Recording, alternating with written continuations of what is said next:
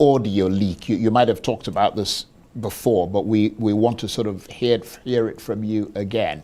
That audio leak of what appeared to be a private conversation between you and Bishop David Oyedepo, in which you appeared to have described the elections as a religious war, and which has been seized upon by your critics as an example of you promoting a religious agenda. Did that conversation take place, or was it an outright artificial intelligence fabrication, or somewhere in between?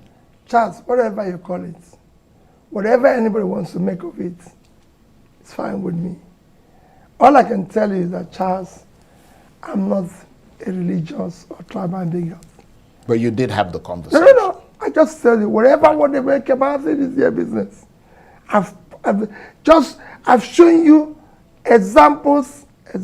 several examples this evening of things that was said about me that is false.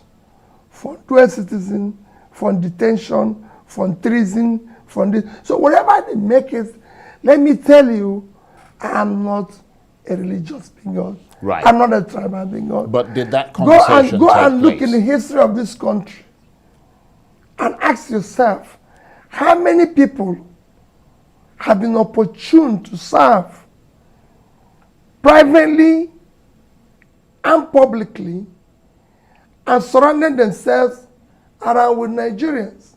I've said it before. I was governor of my state for 8 years. My ADC, which I mention every day, who is the closest person to me, is from Kano. They said, I demolished mosque in Onitsha. I made Muslims to carry ID card. My police commissioner was from Kano. He was a Muslim. My ADC is from Kano. He was a Muslim. And I'm asking his people to carry ID card, and I was demolishing where they go to worship. Now I went to celebrate Salah with the people in the mosque in Onitsha. Yeah, I saw the pictures. And they said it was me who rebuilt the mosque when it was destroyed under another governor.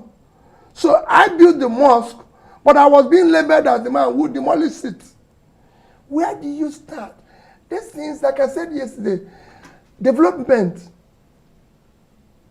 it doesn't know religion or tribal. All these people are saying, let them show me the road they built. Church, I've never seen a road constructed where only the Muslims are allowed to pass. Like I said, those who are talking about religion in this country, can they show me where Muslims buy bread cheaper? So we can go there and buy the bread. Or show me where Christians buy bread cheaper. They only use this. People only bring issue of religion and tribal because they're not competent. Because they don't want to serve. Right. So that conversation didn't. So for me, Charles, let me even assume it happened. Do you think I can just pick a phone and say religious war? No. Well, we know there's artificial intelligence that manipulates. There must have been a conversation. Yeah.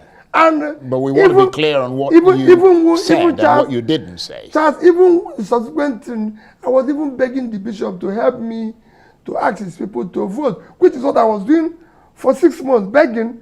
I wasn't saying snatch it, kill it, take it, force it. I was even begging, which shows that I continue to look for vote by begging. It shows there's so many things you've tried to do, but everything, okay, it's easy to manipulate. Let me tell you, those who have been manipulating people in Nigeria have been doing it, but it's coming to an end because even those that are manipulating are not dying of hunger. So they will soon know who is a religious bigot, a tribal bigot. I am not one. I've just given you an example that I built mosque.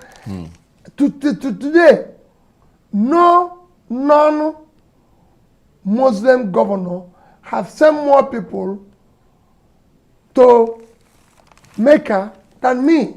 Right. They said it when I went to Oka.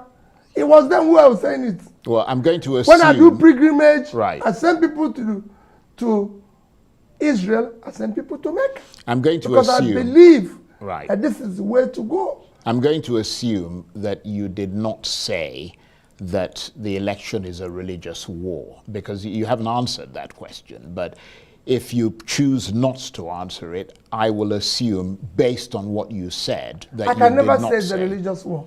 Okay. Because it's not. Right. So that clarifies if there's a conversation, even if, Charles, just like what's happened to me in London, even if I was stopped, you can call it I was stopped or even detained. But to go and say, oh, he committed a crime, he did this, and he was arrested as a result of it. There's conversations around the election where a conversation can come and I say, listen, this looks like if these people are trying to do this. But I did not campaign that is a religious war. What for? I'm surrounded by people. If there's anybody if there's where a president and vice worked as brothers, it is me and Daddy. And he knows. And I will always tell him, Daddy, we must pull these people out of poverty. I came to you because you're a young man. For the first time in history of Nigeria, we had a presidential candidate, vice presidential candidate, a party chairman. There were people born after Nigerian independence. I said, with three of us, we must save this country. And he knows my commitment to it. We must do this, we must do this. I can't be doing it with the background of a religious war.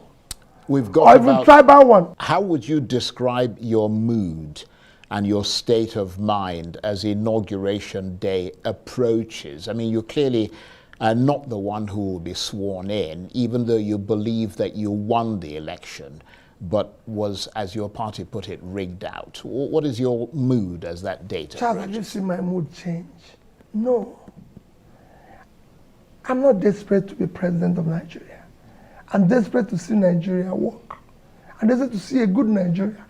And I'm saying, for me, and that starts by the process through which people get into office.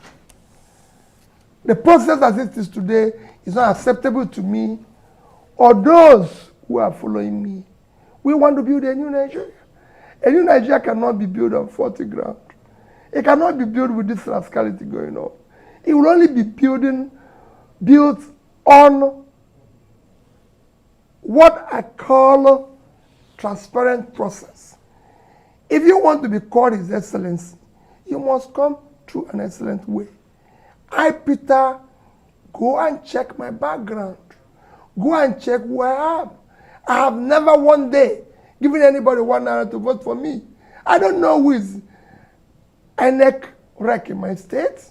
Go and ask him. I never met him. We only spoke once on phone when I asked him to do something. Ask Mahmoud, who is the chairman, whether he's met with me. He was given a job to build a new Nigeria. Go and ask anybody. Charles has served as 8 years as governor. I did not admit one person in the state university. I told them, anybody who didn't pass, don't take him, whether it's coming from me or not. We must start doing things rightly in this country. My mood remains the same. What it is yesterday is what it is today, and what it will be tomorrow. All I want is a Nigeria where Nigerians will be proud to say they are Nigeria, with a security, where we can create jobs for the young ones so they have a means of livelihood, where there's a future they can hope. And it is that future they voted in Daddy and I. And we were prepared, and we are prepared tomorrow. Whatever happens, we remain steadfast. We're not going to go away. I'm not going to go away. Like I told you, I'm not a citizen of any other country. I'm a citizen of Nigeria. I believe in Nigeria, and I've said it. If there's war outside Nigeria, if there's war in Nigeria today, I'm outside, I'll come back here. Because I'm a citizen of here, and I believe in it.